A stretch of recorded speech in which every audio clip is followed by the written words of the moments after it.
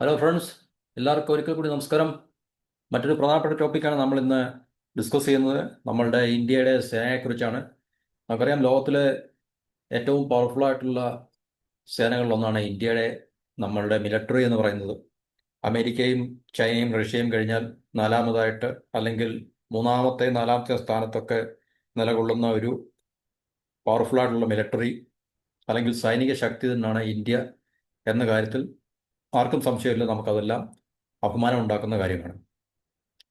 നമുക്ക് പക്ഷേ ഇപ്പോഴും നേടിയെടുക്കേണ്ട പല കാര്യങ്ങളും നമുക്ക് കൃത്യസമയത്ത് നമുക്ക് നേടിയെടുക്കാൻ സാധിക്കുന്നില്ല എന്നുള്ളതും ഒരു ദുഃഖസത്യമാണ്. അത് മിലിറ്ററിയുടെ പ്രശ്നമല്ല, കാരണം മിലിറ്ററിയുടെ സിവിലിയൻ കൺട്രോളിലായതുകൊണ്ട്. സിവിലിയൻ കൺട്രോൾ എന്നാൽ നമുക്കൊരു ഗവൺമെൻറ് ഉണ്ട്, പൊളിറ്റിക്കൽ സിസ്റ്റം ഉണ്ട്. അല്ല, ആർമി അല്ലെങ്കിൽ സൈനിക മേധാവിത്വം ഉള്ള ഒരു രാജ്യമല്ല, രാഷ്ട്രീയ നേതൃത്വമുള്ള രാജ്യമാണ്, പൊളിറ്റിക്കൽ ലീഡർഷിപ്പ് ഉള്ളതാണ്. അതുകൊണ്ട് പൊളിറ്റിക്കൽ ഡിസിഷൻ്റെ അടിസ്ഥാനത്തിലാണ് ഈ പറഞ്ഞ കാര്യങ്ങളെല്ലാം, അല്ലെങ്കിൽ അതിനൊക്കെ നീക്കുപോക്കുണ്ടാകുന്നു. അപ്പോൾ കാലാകാലങ്ങളായി നമ്മൾ കണ്ടുവരുന്നത് ഇന്ത്യക്ക് ആവശ്യമായിട്ടുള്ള സൈന്യത്തെ കൂടുതൽ സജ്ജമാക്കാൻ വേണ്ടി, എന്നുവെച്ചാൽ നമ്മൾക്ക് പെട്ടെന്ന് ഇന്ത്യയുടെ സേനയെക്കുറിച്ച് നമ്മൾ പറയുമ്പോൾ നമ്മുടെ മനസ്സിൽ വരുന്ന പാകിസ്ഥാനും ചൈനയുമാണ്. ഈ രണ്ട് രാജ്യങ്ങൾ ഇപ്പോൾ ഒരുമിച്ച് നിന്നിട്ട്, പണ്ട് നമുക്ക് ഇൻഡിപെൻഡൻ്റ് ആയിട്ട് മാത്രം അവരെ ഒരുപക്ഷെ ഫേസ് ചെയ്യേണ്ട ഒരു അവസ്ഥ വിശേഷമായിരുന്നെങ്കിൽ, ഇപ്പോൾ അവർ തമ്മിൽ ഒരു സയാമീസ് ടിൻസ് ഇല്ലേ, സയാമീസ് ഇരട്ടകൾ പോലെ ആയിട്ടുണ്ട്. പാകിസ്ഥാനെ ചൈനയും തമ്മിൽ കൂടുതൽ അവരുടെ മിലിറ്ററി ടു മിലിറ്ററി ഇൻ്റഗ്രേഷനൊക്കെ നടന്നുകൊണ്ടിരിക്കുകയാണ്. പാകിസ്ഥാൻ ഏറ്റവും കൂടുതൽ ആയുധങ്ങൾ വാങ്ങിക്കുന്നതും കൊടുക്കുന്നതും ചൈനയാണ്. അപ്പോൾ പാകിസ്ഥാൻ്റെ ഒരു ടാർഗറ്റ് എന്ന് പറഞ്ഞാൽ ഇന്ത്യയാണ്. അതുകൊണ്ട് തീർച്ചയായിട്ടും ചൈന കൊടുക്കുന്ന എല്ലാ ആയുധങ്ങളും, അല്ലെങ്കിൽ ചൈന പാകിസ്ഥാൻ കൊടുക്കുന്ന എല്ലാ സഹായങ്ങളും ഇന്ത്യ ഓറിയൻറ്റഡ് ആയിരിക്കും. ഇന്ത്യക്കെതിരെ ഉപയോഗിക്കാനുള്ള ലക്ഷ്യത്തോടെ ആയിരിക്കും അവർ തീർച്ചയായിട്ടും. അതിപ്പോൾ അമേരിക്ക പാകിസ്ഥാൻ ആയുധം കൊടുത്താലും മറ്റ് ടർക്കി കൊടുത്താലും എല്ലാം തന്നെ ഇന്ത്യക്കെതിരെ ഉപയോഗിക്കുക എന്നുള്ള ഒറ്റ ലക്ഷ്യത്തോടു മാത്രമേ. അതിനപ്പുറത്ത് പാകിസ്ഥാന് മറ്റൊരു എന്താ പറയുക, ഒരു വാർ ഓബ്ജക്റ്റീവ് ഇല്ലല്ലോ. അപ്പം നമ്മുടെ സേനയ്ക്ക് ഇപ്പോൾ 80കളിലൊക്കെ നമ്മൾക്ക് ന്യൂക്ലിയർ പവേർഡ് സബ്മറൈൻസിൻ്റെ ഒക്കെ പ്രോജക്റ്റ് തുടങ്ങാൻ വേണ്ടി നമ്മൾ ആരംഭിച്ചതൊക്കെയാണ്. പക്ഷെ അതങ്ങ് എങ്ങും ആയിട്ടില്ല. നമ്മളുടെ ഈ ഫൈറ്റർ എയർക്രാഫ്റ്റുമായിട്ട് ബന്ധപ്പെട്ട ആ ഒരു മേഖലയിൽ, മറ്റ് പല മേഖലകളിലൊക്കെ തന്നെ നമ്മുടെ എയർഫോഴ്സിൻ്റെ സ്ക്വാഡ്രൺ വളരെ നമുക്ക് ആവശ്യമുള്ളതിലും കുറവാണെന്ന് നമ്മൾ നേരത്തെ വീഡിയോയിൽ പറഞ്ഞിരുന്നു. അങ്ങനെ നമ്മൾ എടുത്തു പറയത്തക്ക ഒത്തിരി പ്രശ്നങ്ങൾ നമുക്കുണ്ട്. ഇതൊക്കെ നമ്മുടെ പൊളിറ്റിക്കൽ ഡിസിഷൻ്റെ അടി ബേസ് ചെയ്തായതുകൊണ്ട് തീർച്ചയായിട്ടും നമുക്ക് കാരണമായിട്ട് പറയാവുന്നത് ആ ഒരു വസ്തുതയാണ്. അതിപ്പോൾ നിലനിൽക്കുന്ന ഗവൺമെൻറ്റിൻ്റെ ഭാഗത്തുനിന്നല്ല, നേരത്തെയുള്ള ഗവൺമെൻറ്റുകളിലൊക്കെ തന്നെ കാലാകാലങ്ങളായി മാറി വന്നിട്ടുള്ള, പ്രത്യേകിച്ച് 90കളിലൊക്കെ നമ്മൾ എടുത്തു നോക്കുകയാണെങ്കിൽ, 90കൾ 2000-ലൊക്കെ എടുത്തു നോക്കുകയാണെങ്കിൽ ഇന്ത്യയുടെ ഡിഫൻസ് എന്നൊക്കെ പറഞ്ഞാൽ വളരെ പരിതാപകരമായിട്ടുള്ള അവസ്ഥയാണ്. നമ്മുടെ ഡിഫൻസിൻ്റെ ശക്തിയെക്കുറിച്ചല്ല പറയുന്നത്, സൈന്യത്തിൻ്റെ ശക്തി എപ്പോഴും നമുക്ക് പ്രൗഢഗംഭീരമായിട്ടുള്ളതാണ്, നമുക്ക് അഭിമാനിക്കാൻ കഴിയുന്നതാണ്. കാരണം നമ്മുടെ രാജ്യത്തിനുണ്ടാകുന്ന ഏത് ഭീഷണിയെയും നമുക്ക് ആർമി എന്നല്ല, നമ്മുടെ ഡിഫൻസിനെ കൊണ്ട്, നമ്മുടെ പ്രതിരോധ സേനയെ കൊണ്ട് തീർച്ചയായിട്ടും പ്രതിരോധിക്കുവാനും അതിനെ നമുക്ക് കോൺകർ ചെയ്യാനും സാധിക്കും. അതിൽ നമുക്ക് ആർക്കും സംശയമില്ല. അത് പാകിസ്ഥാൻ്റെ ഭാഗത്തു നിന്നാലും, ഇപ്പോൾ ചൈനയായിട്ട് നമുക്കൊരു യുദ്ധം പണ്ടുണ്ടായപ്പോൾ നമുക്ക് ഒരു നാണം കെട്ട തോൽവി എന്നൊക്കെ വിശേഷിപ്പിക്കുന്നുണ്ടെങ്കിലും, അതും പൊളിറ്റിക്കൽ ലീഡർഷിപ്പിൻ്റെ ഭാഗത്തു നിന്നുള്ള, ഇന്നാൾ ഭരിച്ചു എന്നുള്ളതല്ല, അന്ന് നിലനിന്ന രാഷ്ട്രീയ നേതൃത്വത്തിൻ്റെ ഭാഗത്തു നിന്നുള്ള ചില മിസ്റ്റേക്കുകളോ അല്ലെങ്കിൽ ചില എന്താണ് പറയുന്നത്, ഈ മെല്ലെപ്പോക്ക് നയങ്ങളോ ഒക്കെ തന്നെ ആയിരിക്കും. അത് നമ്മൾ ഹിസ്റ്ററി കൃത്യമായിട്ട് പഠിച്ചാൽ മാത്രം നമുക്ക് മനസ്സിലാവുന്ന കാര്യങ്ങളാണ്. അതല്ലാതെ ചൈനയ്ക്ക് ഇന്ത്യയുടെ മേൽക്കോയ്മ കിട്ടത്തക്ക രീതിയിലുള്ള വലിയ ശക്തി അല്ലെങ്കിൽ വലിയൊരു എന്താണ് പവർ സ്റ്റേറ്റസ് ഒന്നും ചൈനയ്ക്ക് അന്നില്ലായിരുന്നു. അന്നൊരു പക്ഷേ ഇന്ത്യയും ചൈനയും തമ്മിൽ നമുക്കറിയാം, ചൈനയുടെ സമ്പദ് വ്യവസ്ഥയുടെ പരിഷ്കാരങ്ങൾ ആരംഭിക്കുന്ന സമയം മുതൽ ഏകദേശം കുറച്ചുകൂടെ മുമ്പോട്ട് വരെയൊക്കെ ഇന്ത്യയും ചൈനയും തമ്മിൽ എല്ലാ കാര്യത്തിലൊക്കെ നെക്ക് ടു നെക്ക് ആയിരുന്നു. ഒരുപക്ഷെ ഒട്ടുമിക്ക മേഖലകളിലും ചൈനയെക്കാളിൽ നമ്മൾ ഒന്നോ രണ്ടോ പടി മുൻപിൽ വരുന്നു. സാമ്പത്തിക രംഗങ്ങളെടുത്ത് നോക്കിക്കഴിഞ്ഞാലും വലിയ വ്യത്യാസമൊന്നുമില്ലായിരുന്നു. ജി ഡി പിയിലൊക്കെ ചില എന്താണ് ബില്യൺസിൻ്റെ മാത്രം, വളരെ ചുരുക്കം മില്യൺസിൻ്റെ മാത്രം വ്യത്യാസങ്ങൾ, അല്ലെങ്കിൽ ബില്യൺസിൻ്റെ ഒന്നോ രണ്ടോ അല്ലെങ്കിൽ മൂന്നോ ബില്യൺസിൻ്റെയൊക്കെ വ്യത്യാസങ്ങൾ, അങ്ങനെയൊക്കെയുള്ള വ്യത്യാസങ്ങൾ മാത്രമേ ഉള്ളായിരുന്നു. പിന്നെ ഇന്ത്യക്ക് പല അപ്പർ ഹാൻഡ് ഉണ്ട് പല മേഖലകളിലൊക്കെ തന്നെ. പക്ഷേ ചൈന റാപ്പിഡായിട്ട് അവരുടെ എക്കണോമിക് റിഫോംസ് ആരംഭിച്ചതിന് ശേഷം അവരുടെ പ്രോഗ്രസ്, മിറക്കിൾ ഗ്രോത്ത് എന്നൊക്കെ, മിറക്കിൾ ഗ്രോത്ത് അല്ലെങ്കിൽ മിറാക്കുലസ് ആയിട്ടുള്ള പ്രോഗ്രസ്, ഇക്കണോമിക് പ്രോഗ്രസ് എന്നൊക്കെ അതിൽ വിശേഷിപ്പിക്കുന്നത്. മിറക്കിളൊന്നുമില്ല, എല്ലാത്തിനും അതിൻ്റെയുള്ള പ്രോസസ്സ് ഉണ്ട്. ആ പ്രോസസ്സിൽ കൂടെ അത് പോയതുകൊണ്ട് ചൈനയ്ക്ക് ആ ഒരു അച്ചീവ്മെൻറ്റ് നേടിയെടുക്കാൻ സാധിച്ചു എന്നുള്ളൊരു സത്യമാണ്. ഓക്കെ. അപ്പോൾ ഇന്ത്യക്ക് ഈ പറഞ്ഞ 80s 90s ഒക്കെ തന്നെ മിസ്ഡ് ഓപ്പർച്യൂണിറ്റീസ് ആയിരുന്നു, നമുക്ക് നഷ്ടപ്പെട്ട അവസരങ്ങളായിരുന്നു. ഇനി നമുക്ക് അതിനെക്കുറിച്ച് ഓർത്ത് ദുഃഖിച്ചിട്ടൊന്നും കാര്യമില്ല. പക്ഷേ നമുക്ക് ഇപ്പോൾ വർത്തമാന കാലത്തിൽ നമുക്ക് എന്ത് ചെയ്യാൻ പറ്റും, ഇന്ത്യയെ കൂടുതൽ നമുക്ക് എങ്ങനെ സാമ്പത്തിക രംഗത്തായാലും പ്രതിരോധ രംഗത്തായാലും നമ്മളെ കൂടുതൽ ശക്തിപ്പെടുത്താനും നമ്മളെ സുസജ്ജമാക്കുവാനും സാധിക്കും എന്നുള്ളതിനെക്കുറിച്ചാണ് നമ്മളുടെ രാജ്യം ചിന്തിക്കേണ്ടതും. നമ്മൾ അതിനെക്കുറിച്ചാണ് നമ്മൾ ആക്ഷൻ എടുക്കേണ്ടതും. ഓക്കെ.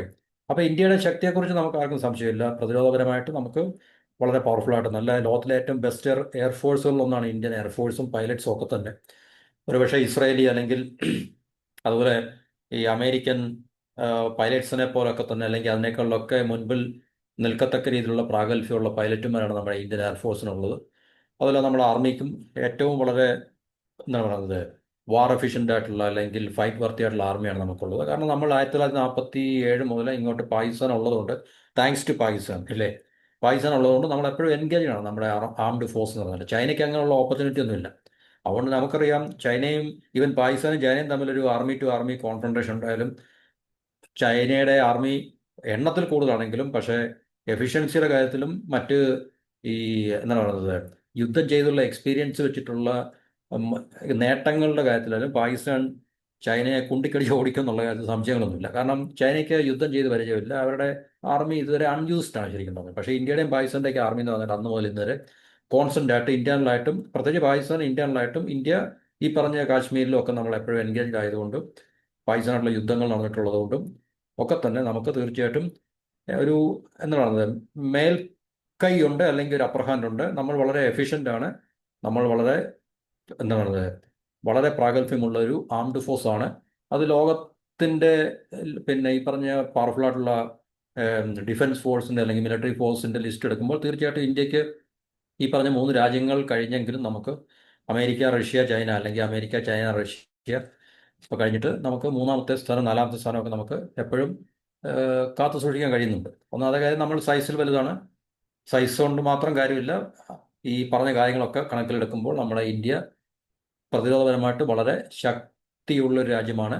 പക്ഷെ പൊളിറ്റിക്കൽ സിസ്റ്റത്തിൻ്റെയും പൊളിറ്റിക്കൽ ലീഡർഷിപ്പിൻ്റെയും ചില നമ്മുടെ വീക്ക്നെസ് കൊണ്ടോ അല്ലെങ്കിൽ ഹാൻഡിക്യാപ്സ് ഒക്കെ ഉണ്ടാണ് നമുക്ക് പല മേഖലകളിലും ഇപ്പോഴും നമുക്ക് മുന്നേറ്റം ഉണ്ടാക്കാൻ സാധിക്കാത്തത് എന്നുള്ളൊരു പ്രകടമായിട്ടുള്ള ഒരു കാര്യമാണ്. അതിനെ നമുക്ക് ആർക്കും ഡിനൈ ചെയ്യാൻ കഴിയും. ഇവിടെ ആര് ഭരിക്കുന്നു എന്നുള്ളതല്ല, അതിനുപരി നമ്മളുടെ രാജ്യത്ത് നിൽക്കുന്ന പൊളിറ്റിക്കൽ സിസ്റ്റവും അതുമായിട്ട് ബന്ധപ്പെട്ട പൊളിറ്റിക്കൽ ലീഡർഷിപ്പും. ഇപ്പോൾ ഏത് പാർട്ടി വന്നു കഴിഞ്ഞാലും ഇതൊക്കെ തന്നെയാണ് ഇവിടെ സംഭവിച്ചുകൊണ്ടിരിക്കുന്നത്.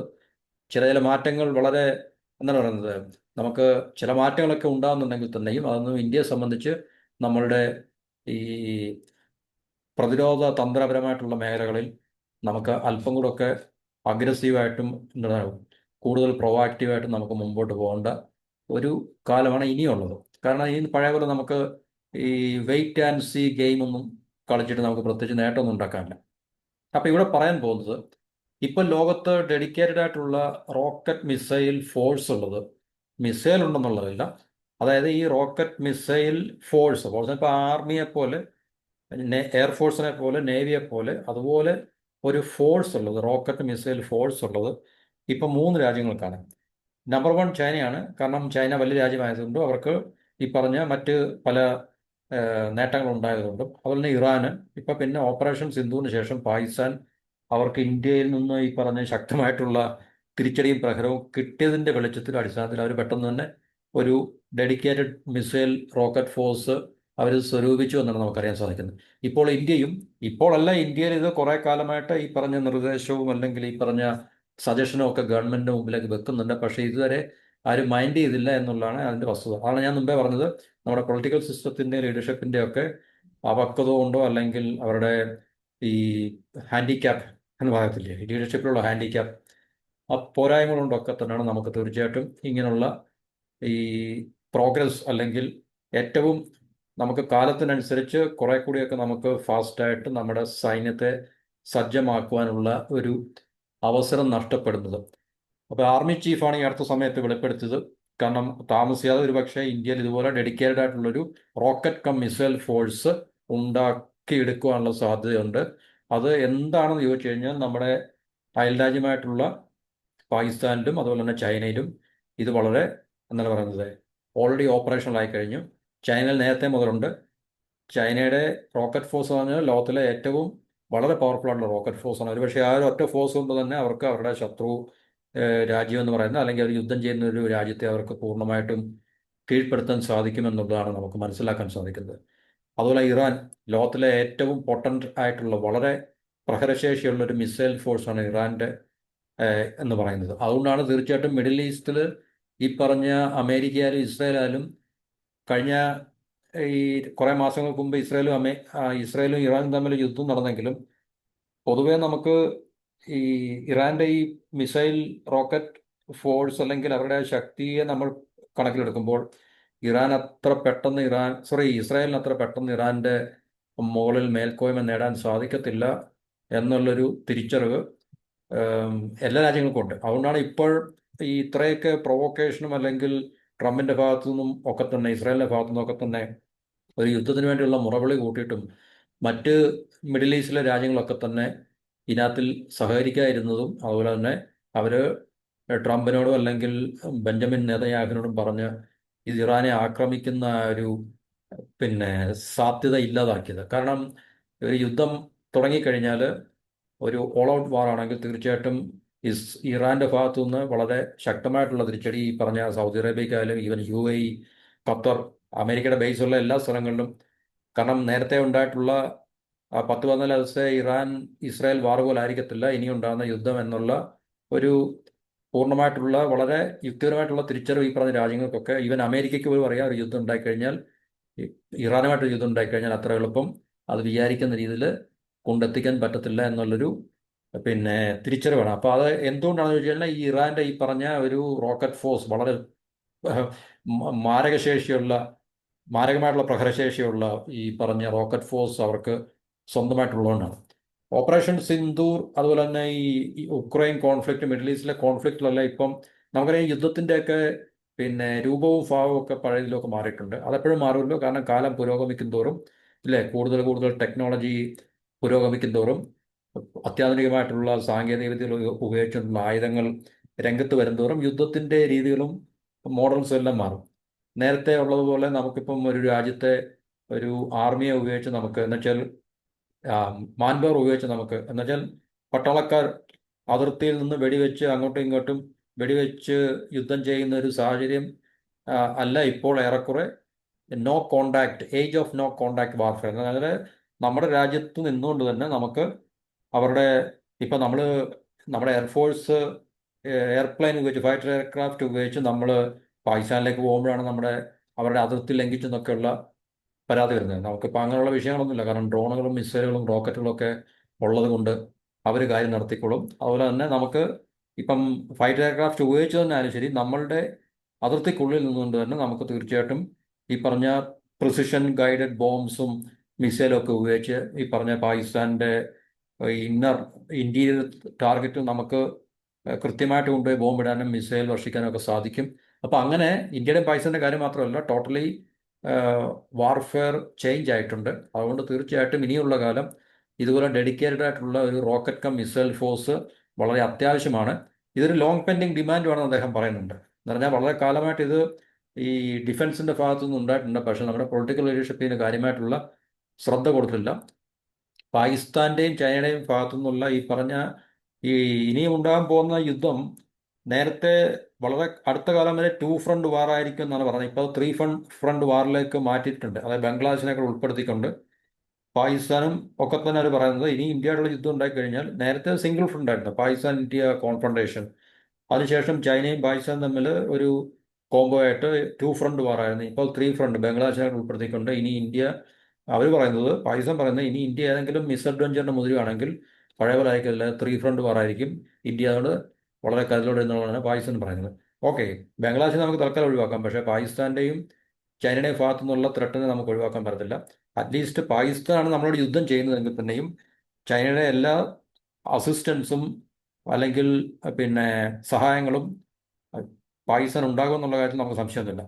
കാരണം പാകിസ്ഥാന് ആയുധങ്ങൾ കൊടുക്കുവാൻ ഏറ്റവും തൊട്ടടുത്തുള്ള രാജ്യം ഉള്ളതുകൊണ്ട് പാകിസ്ഥാനെ സംബന്ധിച്ച് വളരെ ഈസി ആയിട്ട് അവർക്ക് ഒരു വാർ തുടങ്ങിക്കഴിഞ്ഞാൽ അവരുടെ സപ്ലൈ അവർക്ക് ലഭിക്കാനുള്ള സാധ്യതയുണ്ട്. അതുകൊണ്ട് തീർച്ചയായിട്ടും ഇന്ത്യയെക്കാളും ഒരുപക്ഷെ ഒരു അഡ്വാൻറ്റേജ് എഡ്ജ് ഒരുപക്ഷെ പാകിസ്ഥാനായിരിക്കും ഒരു യുദ്ധ സാഹചര്യത്തിൽ ഉണ്ടാകാനുള്ള സാധ്യത നമുക്ക് വിസ്മരിക്കാൻ പാടില്ല. കാരണം ഇന്ത്യക്ക് ആയുധങ്ങൾ ലഭിക്കുന്ന തരുന്ന രാജ്യങ്ങളുണ്ട്. ചൈനയുണ്ട്, ഇസ്രായേലുണ്ട്, ഫ്രാൻസ് ഉണ്ട്, അല്ലെങ്കിൽ ഈവൻ അമേരിക്ക ഉണ്ടെന്നൊക്കെ പറഞ്ഞാൽ തന്നെയും ഇപ്പോൾ പാകിസ്ഥാന് പെട്ടെന്ന് കിട്ടാൻ സാധ്യതയുള്ള സോഴ്സ് ചെയ്യാൻ അവർക്ക് തൊട്ടയലത്തിനുള്ളതുകൊണ്ട് ഒരുപക്ഷെ ഇന്ത്യക്കാളിൽ വേഗത്തിലും അല്ലെങ്കിൽ പെട്ടെന്ന് തന്നെ അവർക്ക് വാർ മെറ്റീരിയൽസ് കിട്ടാൻ ഒരു സാധ്യതയുള്ളതുകൊണ്ട് ഇന്ത്യക്ക് മേലൊരു അപ്പർ ഹാൻഡ് യുദ്ധസമയത്ത് ഉണ്ടാകാനുള്ള സാധ്യതയുണ്ട്.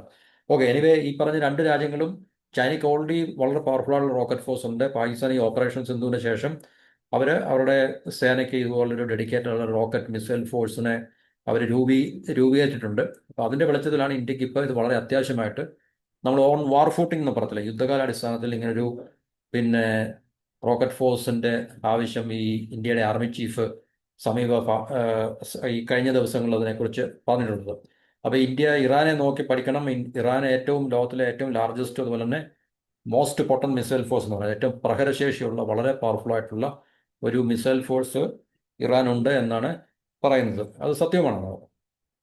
റീജിയണൽ പിന്നെ സെക്യൂരിറ്റി സിറ്റുവേഷനൊക്കെ ഇവോൾവ് ചെയ്യുന്നതുകൊണ്ട് ഈ സ്പെഷ്യൽ മിലിറ്ററി യൂണിറ്റ് വളരെ അത്യാവശ്യമാണ്. അതായത് ലോങ് റേഞ്ച് റോക്കറ്റ്സും മിസൈലും ഒക്കെ തന്നെ ഒറ്റ കമാൻഡിൽ കൊണ്ടുവരിക.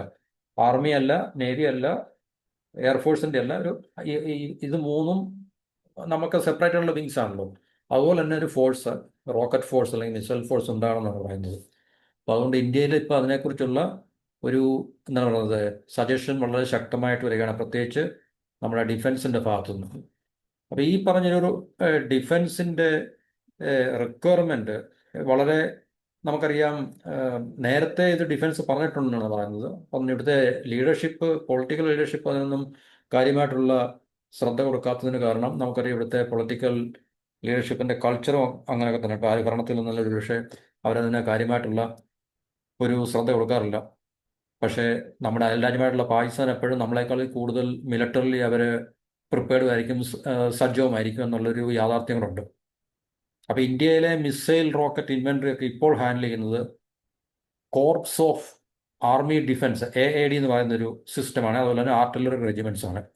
ഈ ഓപ്പറേഷൻ സിന്ധുവിന് ശേഷം ഇന്ത്യക്ക് പാകിസ്ഥാൻ്റെ ഉള്ളിൽ വളരെ ഇഫക്റ്റീവായിട്ട് സ്ട്രൈക്കൊക്കെ നടത്താൻ കഴിഞ്ഞത് കൊണ്ട് ഇപ്പോൾ ഇന്ത്യ ഏറ്റവും വളരെ ആധികാരികമായിട്ട് ഇങ്ങനൊരു റോക്കറ്റ് മിസൈൽ ഫോഴ്സിനെ കുറിച്ച് ചിന്തിച്ചുകൊണ്ടിരിക്കുകയാണ്. കാരണം ഇതാണ് നമുക്കിപ്പം ഫൈറ്റ് എയർക്രാഫ്റ്റ് എയർഫോഴ്സിനെ ഉപയോഗിക്കുന്നതിലും അല്ലെങ്കിൽ ആർമിയെ ഉപയോഗിക്കുന്നതിലൊക്കെ നല്ല ഇങ്ങനൊരു ഡെഡിക്കേറ്റഡ് ആയിട്ടുള്ള എക്സ്ക്ലൂസീവ് ആയിട്ടുള്ളൊരു മിസൈൽ റോക്കറ്റ് ഫോഴ്സ് ഉണ്ടെങ്കിൽ നമുക്ക് വളരെ കൃത്യമായിട്ട് നമ്മളുടെ ലക്ഷ്യങ്ങൾ നേടിയെടുക്കാൻ സാധിക്കുമെന്നാണ് ആർമിയുടെ ഒരു എന്താണ് പറയുന്നത് വിശ്വാസം. അപ്പോൾ ഈ പറഞ്ഞൊരു ഇതിനെ ജസ്റ്റിഫൈ ചെയ്യാൻ വേണ്ടി ആർമി ചീഫ് പറഞ്ഞിരിക്കുന്നത് മോഡേൺ വാർഫെയർ, എന്നുവെച്ചാൽ ആധുനിക യുദ്ധങ്ങളൊക്കെ തന്നെ ഈ നടത്തുന്ന ഏറ്റവും കൂടുതൽ റോക്കറ്റുകളും മിസൈലുകളും ഒക്കെ ഉപയോഗിച്ച് തന്നെയാണ്. അത് റഷ്യയിലെ യുക്രൈൻ വാറിനോടും അല്ലെങ്കിൽ ഈ പറഞ്ഞ മിഡിൽ ഈസ്റ്റിലുള്ള യുദ്ധങ്ങളും ഈവൻ നമ്മൾ ഓപ്പറേഷൻ സിന്ധു സമയത്തൊക്കെ തന്നെ അത് തെളിയിക്കപ്പെട്ടാണ്. അതുകൊണ്ട് ഇങ്ങനെ ഒരു എക്സ്ക്ലൂസീവ് ആയിട്ടുള്ള വളരെ ഡെഡിക്കേറ്റഡ് ആയിട്ടുള്ള മിസൈൽ റോക്കറ്റ് ഫോഴ്സ് വളരെ അത്യാവശ്യമാണെന്നാണ് അദ്ദേഹം പറയുന്നത്. അതുപോലെ തന്നെ നമ്മൾ അറിയാം, നമുക്ക് തീർച്ചയായിട്ടും നമ്മൾ തദ്ദേശീയമായിട്ട് വികസിപ്പിച്ചെടുത്ത നമ്മൾ വളരെ പ്രഹരശേഷിയുള്ള അത്യാധുനികമായിട്ടുള്ള നമുക്ക് റോക്കറ്റ്സും മിസൈലും ഒക്കെ തന്നെ ഉണ്ട്. അഗ്നി മിസൈലൊക്കെ തന്നെ വളരെ നമ്മുടെ വിജയത്തിൻ്റെ പ്രതീകമാണ്. ബ്രഹ്മോസ് റഷ്യയായിട്ടുള്ള കൊളാബറേഷനിലാണെങ്കിൽ തന്നെയും പൃഥ്വി, പ്രളയ, അതുപോലെ തന്നെ മറ്റ് ആകാശ്, നാഗ് എന്നൊക്കെ പറഞ്ഞ ഒത്തിരി മിസൈൽ റോക്കറ്റ് സിസ്റ്റംസ് നമുക്കുണ്ട്. അതൊക്കെ നമ്മൾ തദ്ദേശീയമായിട്ട് വളരെ കൃത്യമായിട്ട് മെറ്റിക്കുലസ് ആയിട്ട് നമ്മുടെ ടെക്നോളജി ഉപയോഗിച്ച് നമ്മൾ വികസിപ്പിച്ചെടുത്ത ആയുധങ്ങളൊക്കെ തന്നെയാണ്. ലോകത്തിന് ഇപ്പോൾ പല രാജ്യങ്ങളും ഈ പറഞ്ഞ റോക്കറ്റ് സിസ്റ്റവും അല്ലെങ്കിൽ മിസൈൽ സിസ്റ്റവും ഒക്കെ തന്നെ അർമീനിയ അല്ലെങ്കിൽ ഈവൻ വിയറ്റ്നാം, ഫിലിപ്പീൻസ് ഇതുപോലുള്ള രാജ്യങ്ങളൊക്കെ തന്നെ നമ്മളുടെ വെപ്പൺ സിസ്റ്റം വാങ്ങിക്കാൻ തുടങ്ങിയിട്ടുണ്ട്. ഈ Pinaka long range guided rocket അടുത്ത സമയത്ത് നമ്മൾ ടെസ്റ്റ് ചെയ്ത് അതിന് ഏകദേശം 120 കിലോമീറ്റർ റേഞ്ച് ഉണ്ടെന്നാണ് പറയുന്നത്. അപ്പോൾ അങ്ങനെയുള്ള ഒരു മിസൈൽ ടെക്നോളജിയും റോക്കറ്റ് ടെക്നോളജിയും ഒക്കെ നമുക്ക് സ്വായത്തമാക്കാൻ കഴിഞ്ഞതുകൊണ്ടും നമുക്കതൊക്കെ തദ്ദേശീയമായി വികസിപ്പിച്ചെടുക്കുവാൻ കഴിഞ്ഞതുകൊണ്ടും ഇൻഡസ്ട്രിയൽ കപ്പാസിറ്റി ഉള്ളതുകൊണ്ടും ഇങ്ങനെ ഡെഡിക്കേറ്റഡ് ആയിട്ടുള്ള ഒരു ഫോഴ്സ് ഉണ്ടാകുന്നത് ഇന്ത്യക്ക് വളരെ തന്ത്രപ്രധാനമായിട്ടുള്ള ഒരു അഡ്വാൻറ്റേജ് ഉണ്ടാക്കിയെടുക്കാൻ സാധിക്കും ചൈനയ്ക്കെതിരെയും പാകിസ്ഥാനെതിരെയും എന്നാണ് പറയുന്നത്. കാരണം ചൈനയ്ക്ക് ഓൾറെഡി ഉണ്ട്, വളരെ പവർഫുള്ളാണ്. അമേരിക്കയ്ക്ക് പോലും അതിനെ ഒരുപക്ഷെ ആ ഒരു അവരുടെ റോക്കറ്റ് ഫോഴ്സിന് മുമ്പിൽ ഒരുപക്ഷെ അടിയറവ് പറയേണ്ടി വരുന്ന സാഹചര്യത്തിലേക്ക് അമേരിക്ക എത്തിച്ചേർന്നിട്ടുണ്ട്. അവരുടെ റിപ്പോർട്ടുകൾ കൂടെ നമുക്ക് മനസ്സിലാക്കാൻ സാധിക്കുന്നുണ്ട്. അപ്പം ഇങ്ങനെ റോക്കറ്റ് ഫോഴ്സ് നമ്മൾ തീർച്ചയായിട്ടും ഉണ്ടാക്കിയെടുക്കുകയാണെങ്കിൽ അത് ചൈനയും പാകിസ്ഥാനെയും തമ്മിൽ ടാർഗറ്റ് ചെയ്യുന്നതായിരിക്കും. അപ്പോൾ അത് ഇന്ത്യൻ എയർഫോഴ്സ് ഈ പറഞ്ഞ ആർമി ആയാലും ഇന്ത്യൻ എയർഫോഴ്സ് ആയാലും ഇപ്പോൾ ഈ രണ്ട് വെപ്പൺ സിസ്റ്റംസും മാനേജ് ചെയ്യുന്നത് അല്ലെങ്കിൽ കൺട്രോൾ ചെയ്യുന്നത് ഈ രണ്ട് സേനകളാണ്. അപ്പോൾ അവർക്ക് മൂന്നാമതൊരു സേന ഉണ്ടാവുകയും ആ സേനയുടെ അധികാര പരിധിയിൽ ഈ പറഞ്ഞ റോക്കറ്റ് മിസൈലുകളൊക്കെ കൊണ്ടെത്തിക്കുകയും എന്നുവെച്ചാൽ പുതിയൊരു സേന ഉണ്ടായിട്ട് അപ്പം ഇപ്പോൾ നിലനിൽക്കുന്ന ആർമിയുടെയും എയർഫോഴ്സിൻ്റെയും അധികാരത്തിന് ഒരു കുറവുണ്ടാകും. അല്ലെങ്കിൽ അവരെ സംബന്ധിച്ച് ഇതൊരു സന്തോഷ വാർത്തയല്ല എന്നാണ്. അതിപ്പം ഒരു അധികാരത്തിൻ്റെ ടഗ് ഓഫ് വാർ എല്ലാം ഉണ്ടാവില്ല തീർച്ചയായിട്ടും. കയ്യിലുള്ള അധികാരം പോകുമോ അല്ലെങ്കിൽ പോകുമോ എന്നുള്ള ഒരു പ്രതീക്ഷയ്ക്കുള്ള ഉണ്ടാകുമ്പോൾ തീർച്ചയായിട്ടും അങ്ങനെയുള്ള ചില ഇറിറ്റേഷൻസ് ഒക്കെ നമുക്ക് പലയിടത്തും കാണാൻ സാധിക്കുന്നതാണ്. അപ്പം അവരെ സംബന്ധിച്ച് അവർ പരമാവധി ഇത് ഒരു ആർമി ചീഫ് ഇങ്ങനെ പറഞ്ഞെങ്കിൽ തന്നെയും ഇതിനകത്തുള്ള പവർ സ്ട്രഗിൾസ് ഒക്കെ ഉണ്ടാവുള്ളൂ, നമുക്ക് എവിടെയും കാണാൻ സാധ്യതയുണ്ടാകും. ഒരുപക്ഷെ അതുകൊണ്ടൊക്കെ തന്നെ ആയിരിക്കും ഇത്രയും നാൾ ഇതിന് ഡിലേ ഒക്കെ ഉണ്ടായത്. തീർച്ചയായിട്ടും ഇല്ലെന്ന് പറയാൻ പറ്റത്തില്ല. പൊളിറ്റിക്കൽ ലീഡർഷിപ്പിൻ്റെ മാത്രമല്ല, നമ്മുടെ ഡിഫൻസ് എസ്റ്റാബ്ലിഷ്മെൻറ്റിനകത്തിൽ ഇങ്ങനെയൊക്കെയുള്ള പവർ സ്ട്രഗിൾസ് അല്ലെങ്കിൽ ഇതുപോലെ ടഗ് ഓഫ് വാർ വടംവലികളൊക്കെ നടക്കുന്നതിൻ്റെ ഫലമായിട്ടും പല പ്രോജക്റ്റുകളും ഡിലേ ആകാം. നമുക്ക് പൊളിറ്റിക്സിനെ മാത്രം കുറ്റപ്പെടുത്താൻ സാധിക്കത്തില്ല. എന്നാലും പൊളിറ്റിക്സിൻ്റെ ഈ പറഞ്ഞ കഴിവില്ലായ്മ കൊണ്ട് അല്ലെങ്കിൽ അവർ കാര്യമായിട്ട് ശ്രദ്ധ കൊടുക്കാത്തതുകൊണ്ട് നമ്മുടെ ഡിഫൻസിന് അപ് ടു ഡേറ്റ് ആയിട്ടുള്ള പല കാര്യങ്ങളും ചെയ്തെടുക്കുവാനോ ടെക്നോളജിയുടെ കാര്യത്തിലായാലും വെപ്പൺസിൻ്റെ കാര്യത്തിലായാലും ഇപ്പം തന്നെ നമുക്കറിയാം, നമുക്ക് സ്റ്റെൽത്ത് എയർക്രാഫ്റ്റ് ഇല്ല.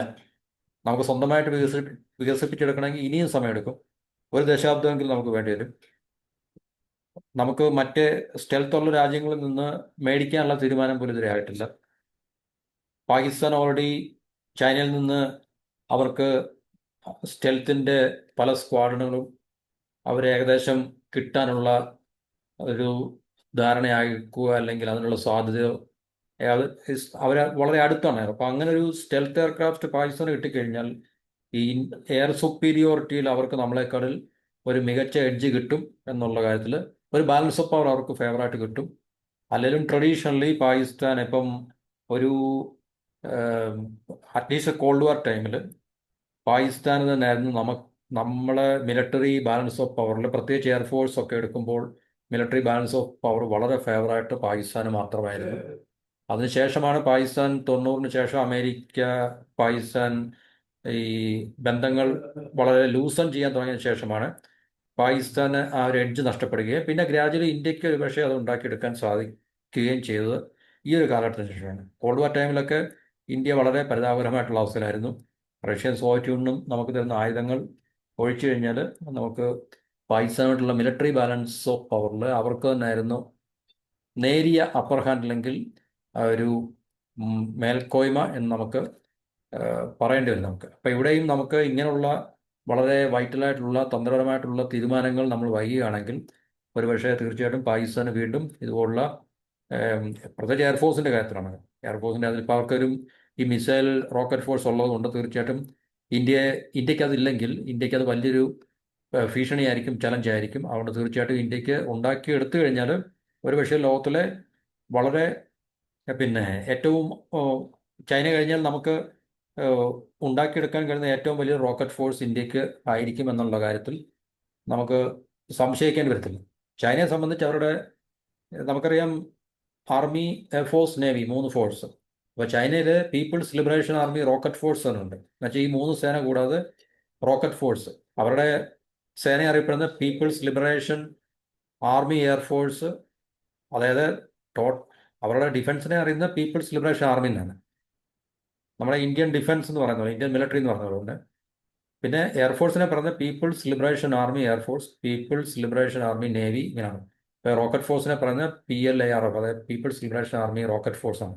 അതാണ് അവരുടെ കൺവെൻഷണൽ ന്യൂക്ലിയർ പിന്നെ മിസൈലെല്ലാം കൺട്രോൾ ചെയ്യുന്നതും കമാൻഡും കൺട്രോളും കമ്മ്യൂണിക്കേഷനെല്ലാം ഈ പറഞ്ഞ റോക്കറ്റ് ഫോഴ്സിൻ്റെ കീഴിലാണ്. അപ്പോൾ അത് ലോകത്തിലെ ഏറ്റവും വളരെ ഇപ്പോൾ നിലവിലുള്ള ഏറ്റവും വലിയൊരു റോക്കറ്റ് ഫോഴ്സാണ്. അപ്പോൾ അതിനകത്ത് സിവിലിയൻ പിന്നെ ഓവർസൈറ്റ് ഒന്നും അല്ലെങ്കിൽ സിവിലിയൻ ലീഡർഷിപ്പിൻ്റെ കൺട്രോളോ അല്ലെങ്കിൽ സൂപ്പർവിഷനോ ഒക്കെ വളരെ കുറവാണ്, ഒട്ടുമേ ഇല്ലെന്ന് തന്നെ പറയാം. ഈ അടുത്ത സമയത്ത് US പെൻറ്റഗൺ അവർ റിപ്പോർട്ട് ചൈനയെക്കുറിച്ചൊക്കെ പുറത്തിറക്കിയപ്പോൾ അവർ പറയുന്നത് ഏകദേശം 1250 ബാലിസ്റ്റിക്കും ക്രൂയിസ് മിസൈൽ ഈ പറഞ്ഞ ചൈനയുടെ റോക്കറ്റ് ഫോഴ്സിനുണ്ടെന്നാണ്. 600 ന്യൂക്ലിയർ വാർഹെഡ്സ് ഉണ്ട്. അത് 2030 ആകുമ്പോഴത്തേക്ക് 1000 ആകാനുള്ള സാധ്യതയുണ്ടെന്നാണ് പെൻറ്റഗൺ റിപ്പോർട്ട് പറയുന്നത്. അതുപോലെ തന്നെ ഈ പാകിസ്ഥാനും ഈ ഓപ്പറേഷൻ സിന്ദൂർ 2025 മെയ്യിൽ ഓപ്പറേഷൻ സിന്ദൂറിന് ശേഷമാണ് അവരുടെ ആർമി റോക്കറ്റ് ഫോഴ്സ് കമാൻഡ്, അതായത് ചൈനയുടെ ഈ പറഞ്ഞ റോക്കറ്റ് ഫോഴ്സിന് പിന്നെ സ് അതിനെ മോഡൽ ചെയ്തുണ്ടാക്കിയ, ഒരുപക്ഷെ ചൈനയുടെ ഹെൽപ്പോടുകൂടി ആയിരിക്കും ഉണ്ടാക്കുന്നത് എന്നുള്ള കാര്യത്തിൽ നമുക്ക് പ്രത്യേകിച്ച് ഡൗട്ടിൻ്റെ ഒന്നും ആവശ്യമില്ല. ആർമി റോക്കറ്റ് ഫോഴ്സ് കമാൻഡ് പാകിസ്ഥാനും അത് എന്താണ് പറയുന്നത് ഉണ്ടാക്കിയെടുത്തിട്ടുണ്ട്. അതുകൊണ്ട് ഇന്ത്യ ഇനി അതിനെക്കുറിച്ചൊരു ഡിലേ ഈ പറഞ്ഞ കാര്യത്തിൽ ഉണ്ടാക്കുകയാണെങ്കിൽ പാകിസ്ഥാൻ ഓൾറെഡി അവരുടെ ഈ ലോങ് റേഞ്ച് അവരുടെ കയ്യിലുണ്ടല്ലോ മിസൈൽ, അവർക്ക് മിസൈൽ സിസ്റ്റംസ് ഉണ്ട്. അവർ മിസൈൽ ഉണ്ടാക്കുന്ന രാജ്യമാണ്, ഡെവലപ്പ് ചെയ്യുന്ന രാജ്യമാണ്. അതുകൊണ്ട് തീർച്ചയായിട്ടും തദ്ദേശീയമായിട്ട് അവർക്ക് ഒരു രാജ്യത്ത് ഉണ്ടാക്കാൻ കഴിയുമെങ്കിൽ ഇതുപോലുള്ള റോക്കറ്റ് ഫോഴ്സ് ഡെഡിക്കേറ്റഡ് ആയിട്ട് അവർക്ക് ഉണ്ടാക്കാൻ സാധിക്കും. മറ്റു രാജ്യങ്ങളൊന്നുമില്ല. അമേരിക്കയ്ക്കൊന്നും ഉണ്ടോ എന്ന് എനിക്ക് തോന്നുന്നില്ല, അറിയില്ല, പക്ഷേ ഇവിടെ മെൻഷൻ ചെയ്തിട്ടില്ല. ഇപ്പം ഈ പറഞ്ഞ പാകിസ്ഥാനോട് ഇതായപ്പോൾ ഡെഡിക്കേറ്റഡ് ആയിട്ടുള്ള എക്സ്ക്ലൂസീവ് ആയിട്ടുള്ള റോക്കറ്റ് ഫോഴ്സ് മിസൈൽ ഫോഴ്സ് ചൈനയ്ക്കും ഇറാനും പാകിസ്ഥാനുമാണ്. അപ്പോൾ ഇന്ത്യനകത്തിൽ ഈ പറഞ്ഞൊരു സിസ്റ്റം നമ്മൾ ഉണ്ടാക്കിയെടുക്കാൻ വീണ്ടും താമസം ഉണ്ടാകുകയാണെങ്കിൽ പാകിസ്ഥാന് വളരെ ലീത്തലായിട്ടുള്ള വളരെ പവർഫുൾ ആയിട്ടുള്ള റോക്കറ്റ് ഫോഴ്സ് അവർക്ക് ഉണ്ടാക്കിയെടുക്കാനും ഇനിയും വരുന്ന ഏതെങ്കിലും ഫ്യൂച്ചർ കോൺഫ്ലിക്റ്റിൽ ഇന്ത്യക്കെതിരെ അത് ഫലപ്രദമായിട്ട് അവർക്ക് ഉപയോഗിക്കാനും സാധിക്കും എന്നുകൂടെ നമ്മൾ മനസ്സിലാക്കുന്നതല്ലായിരിക്കും. അപ്പം ബാക്കിയുള്ള പാകിസ്ഥാൻ്റെ ലിമിറ്റേഷൻസും ഒക്കെ തന്നെ അവിടെ നിൽക്കട്ടെ, പക്ഷേ തീർച്ചയായിട്ടും നമ്മൾ ചെയ്യേണ്ട കാര്യങ്ങൾ കൃത്യമായിട്ട് നമ്മൾ ചെയ്യുക. അതിന് പകരം പാകിസ്ഥാൻ നമ്മളെക്കാൾ ചെറിയ രാജ്യമാണ്, നമ്മുടെ അത്രയും മിലിറ്ററി സ്ട്രെങ്ത് ഇല്ല എന്നൊക്കെ പറഞ്ഞ് നമ്മളിരിക്കുകയാണെങ്കിൽ എവിടെ നിന്നാണ് നമുക്ക് കോൺഫ്ലിക്റ്റ് സമയത്ത്, പ്രത്യേകിച്ച് അവർക്ക് നമുക്കറിയാം ചൈന അകമഴിഞ്ഞ് ഈ അൺഇൻറ്ററപ്റ്റഡ് സപ്ലൈ ഇതുവരെ നിലനിൽക്കുന്ന അവസ്ഥയാണ്. നാളത്തെ ഇന്ത്യ പാകിസ്ഥാൻ ചൈന റിലേഷൻ നമുക്കറിയത്തില്ല, പക്ഷേ ഇപ്പോൾ വരെ പാകിസ്ഥാനും ചൈനയും തമ്മിലുള്ള റിലേഷൻ അനുസരിച്ച് പാകിസ്ഥാന് അൺഇൻറ്ററപ്റ്റഡ് ആയിട്ടുള്ള മിലിറ്ററി സപ്ലൈസ് അല്ലെങ്കിൽ വാർ മെറ്റീരിയൽസ് കിട്ടാനുള്ള സാധ്യത ഉള്ളത് കൊണ്ട് ഇന്ത്യ വളരെ സൂക്ഷിച്ച് കാര്യങ്ങളെ കൈകാര്യം ചെയ്യുക എന്നുള്ളത് വളരെ അത്യാവശ്യമാണ്. അതുപോലെ ഇറാൻ്റെ കാര്യം നമ്മൾ പറഞ്ഞു. ഒരുപക്ഷെ ചൈനയെക്കാളും വളരെ എന്താണ് പറയുന്നത് മാരകമായിട്ടുള്ള ഒരു പ്രഹരശേഷിയുള്ള റോക്കറ്റ് ഫോഴ്സ് ഇറാനാണ്. അവരുടെ Islamic revolutionary guard corps aerospace force എന്നാണ് അറിയപ്പെടുന്നത്. അത് 2009 അവർ എസ്റ്റാബ്ലിഷ് ചെയ്തത്. അപ്പോൾ അവരുടെ ഏറ്റവും അത്യാധുനികമായിട്ടുള്ള മിസൈൽ സിസ്റ്റമാണ് ballistic missile, hypersonic cruise missile. അപ്പോൾ ഇറാൻ്റെ പക്കൽ ഇതെല്ലാം ഉണ്ടെന്നുള്ള കാര്യം മിഡിൽ ഈസ്റ്റിലെ എല്ലാ രാജ്യങ്ങൾക്കും അറിയാം. അപ്പോൾ ഏതെങ്കിലും തരത്തിൽ യുദ്ധം ഉണ്ടായിക്കഴിഞ്ഞാൽ ഒരു കോണിൽ നിന്ന് ഇറാനിൽ തുടങ്ങിക്കഴിഞ്ഞാൽ സൗദി അറേബ്യയുടെ ഈ ഓയിൽ ഇൻസ്റ്റലേഷൻ, UAE, ഖത്തറിലെ മിലിറ്ററി ബേസ്, അമേരിക്കയുടെ മിലിറ്ററി ബേസ്, ഇറാഖിലെ അമേരിക്കയുടെ മിലിറ്ററി ബേസ്, ഇതെല്ലാം ഇറാൻ ഈസിയായിട്ട് ടാർഗറ്റ് ചെയ്യാനും ഇസ്രായേലിനെ ഫുള്ളി ഈ പറഞ്ഞ അവരുടെ മിസൈൽ അറ്റാക്കിൻ്റെ കവറേജിൽ കൊണ്ടുവരാനും ഇറാന് സാധിക്കും. കഴിഞ്ഞത് ഒരു 10-14 ദിവസത്തെ യുദ്ധം വളരെ ലിമിറ്റഡ് അല്ലായിരുന്നു യുദ്ധം, എന്നിരുന്നാൽ തന്നെയും ഇസ്രായേലിന് കാര്യമായിട്ടുള്ള ഡാമേജ് ഏറ്റുവാങ്ങേണ്ടി വന്നിട്ടുണ്ട് എന്നുള്ള ഒരു സത്യം നമ്മൾ മനസ്സിലാക്കുക. അപ്പം അതുകൊണ്ട് തീർച്ചയായിട്ടും ഇതുപോലുള്ള റോക്കറ്റ് ഫോഴ്സ്, ഇറാൻ്റെ ഈ റോക്കറ്റ് ഫോഴ്സ് എന്നല്ല, അവരുടെ റിലീജിയസ് ലീഡറായിട്ടുള്ള സുപ്രീം ലീഡറായിട്ടുള്ള അയത്തുള്ള ഖമേനിയുടെ പിന്നെ നേതൃത്വത്തിലാണ്. എന്ന് പറഞ്ഞു കഴിഞ്ഞാൽ ഈ മിലിറ്ററി ഫോഴ്സ് ഡയറക്റ്റായിട്ട് റിപ്പോർട്ട് ചെയ്യുന്നത് ഈ പറഞ്ഞ ഖമേനിക്കാണ്. അപ്പോൾ ഖമേനിയാണ് ഇതെല്ലാം നിയന്ത്രിക്കുന്നത്. അത് എന്ത് ആയിക്കോട്ടെ. അതുപോലെ തന്നെ അവരുടെ ഡ്രോൺ കോമ്പാറ്റ് ഓപ്പറേഷൻ, ഇനി ഭാവിയിൽ നമുക്ക് ഈ എക്സ്ക്ലൂസീവ് ആയിട്ടുള്ള ഡ്രോൺ ഫോഴ്സും ഒക്കെ വേണ്ടി വരും. നമുക്ക് മിസൈൽ റോക്കറ്റ് ഫോഴ്സിനെ പോലെ തന്നെ ഡ്രോൺ ഫോഴ്സും ഒക്കെ തന്നെ വേണ്ടി വരും. രാജ്യങ്ങളെല്ലാം ആ ഒരു തലത്തിലേക്ക് നീങ്ങിക്കൊണ്ടിരിക്കുകയാണ്. കാരണം യുദ്ധത്തിൻ്റെ നമ്മൾ പറഞ്ഞ പോലെ രൂപവും ഭാവവും എല്ലാം മാറിക്കൊണ്ടിരിക്കുകയാണ്. അതുപോലെ തന്നെ US റിപ്പോർട്ട് അനുസരിച്ച് ഇറാൻ ഏകദേശം 3000-ഓളം ബാലിസ്റ്റിക് മിസൈൽ ഉണ്ട്. അപ്പോൾ മിഡിൽ ഈസ്റ്റിലെ മറ്റു രാജ്യങ്ങളെക്കാളെല്ലാം കൂടുതൽ ബാലിസ്റ്റിക് മിസൈൽ ഉള്ളത് ഈ പറഞ്ഞ ഇറാനാണ്. ഒരുപക്ഷെ ചൈനയുടെയൊക്കെ ഹെൽപ്പോടുകൂടി ആയിരിക്കും ഈ കഴിഞ്ഞ കുറേ ദശാബ്ദങ്ങളായിട്ട് ഇറാൻ ഈ ഒരു എന്താണ് നേട്ടങ്ങൾ നേടിയെടുത്തത് എന്ന് നമുക്ക് സംശയിക്കേണ്ടിയിരിക്കുന്നു. കാരണം ഇറാനും ചൈനയും തമ്മിൽ വളരെ ആഴത്തിലുള്ള ബന്ധമുണ്ടല്ലോ. കാരണം ഇറാന് ചൈനയുടെ ഭാഗത്തു നിന്നും ഈ റഷ്യയിൽ നിന്നും ചൈനയിൽ നിന്നൊക്കെയാണല്ലോ ഇറാന് കിട്ടുന്ന മിലിറ്ററി അസിസ്റ്റൻസും അല്ലെങ്കിൽ ടെക്നോളജിക്കലായിട്ടുള്ള സപ്പോർട്ടും ഒക്കെ ഉണ്ടാകും. അപ്പോൾ ഒരുപക്ഷെ ഈ ഒരു മിലിറ്ററി ഫോഴ്സ്, ഈ സെപ്പറേറ്റ് ആയിട്ടുള്ള ഈ മിലിറ്ററി വിങ് ഒരുപക്ഷെ ചൈനയുടെ സഹായത്തോടുകൂടി ആയിരിക്കാം ഇറാൻ ഉണ്ടാക്കിയെടുത്തത്. അതുപോലെ തന്നെ മിസൈൽ ടെക്നോളജീസ് ഒക്കെ തന്നെ ഒരുപക്ഷെ ചൈനയുടെ സഹായത്തോടുകൂടിയായിരിക്കാം ഇറാന് കിട്ടിയത് എന്ന് നമുക്ക് സംശയിക്കേണ്ടിയിരിക്കുന്നത്. കൃത്യമായി നമുക്കറിയില്ല.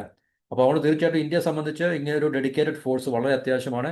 കാരണം ഭാവിയിൽ നമുക്കിനിയും പാകിസ്ഥാനിൽ നിന്നുണ്ടാകുന്ന ഒരുപക്ഷെ ത്രെട്ട് അല്ലെങ്കിൽ ചലഞ്ചസ് ഇതുവരെ ഉള്ളതുപോലെ ആയിരിക്കത്തില്ല. കാരണം ആം, കാലം മാറുന്നതനുസരിച്ച് എല്ലാം മാറും. പാകിസ്ഥാനും കൂടുതൽ പ്രിപ്പയർഡ് ആകും. ഓപ്പറേഷൻ സിന്ധുവിൽ അവർക്ക് ഉണ്ടായിട്ടുള്ള ആ ഒരു സെറ്റ് ബാക്ക് ഒരുപക്ഷെ അതിനെ കോമ്പൻസേറ്റ് ചെയ്യാൻ വേണ്ടി അവർ കൂടുതൽ അവരുടെ മിലിറ്ററിയെയും കൂടുതൽ അത്യാധുനികമായിട്ടുള്ള വെപ്പൺസും അതുപോലെ തന്നെ സാങ്കേതിക വിദ്യകളും ഒക്കെ തന്നെ സ്വായത്തമാക്കിക്കൊണ്ട് ഈ പറഞ്ഞ ഒരു റോക്കറ്റ് ഫോഴ്സിന്റെ എസ്റ്റാബ്ലിഷ്മെന്റോടുകൂടി നമുക്ക് മനസ്സിലായി പാകിസ്ഥാൻ വെറുതെ ഇരിക്കുന്ന ഒരു രാജ്യമല്ല എന്നുള്ളത്. അതുകൊണ്ട് ഇന്ത്യക്കും തീർച്ചയായിട്ടും ഇങ്ങനൊരു എക്സ്ക്ലൂസീവ് ആയിട്ടുള്ള അല്ലെങ്കിൽ ഡെഡിക്കേറ്റഡ് ആയിട്ടുള്ള റോക്കറ്റ് മിസൈൽ ഫോഴ്സ് വളരെ അത്യാവശ്യമാണ്. യുദ്ധകാലാടിസ്ഥാനത്തിൽ ഇന്ത്യൻ ഗവൺമെന്റ് അതിന് പെർമിഷൻ അപ്രൂവലും കൊടുത്ത് ഇങ്ങനൊരു ഫോഴ്സിനെ എസ്റ്റാബ്ലിഷ് ചെയ്യുക എന്നുള്ളത് നമുക്ക് ഇപ്പോൾ വളരെ ഇനവിറ്റബിൾ ആണ്. ഇത്രയും പറഞ്ഞ് നമുക്ക് ഈ ടോപ്പിക്കോട് അവസാനിപ്പിക്കാം. അടുത്ത ടോപ്പിക്കുമായിട്ട് അടുത്ത വീഡിയോയിൽ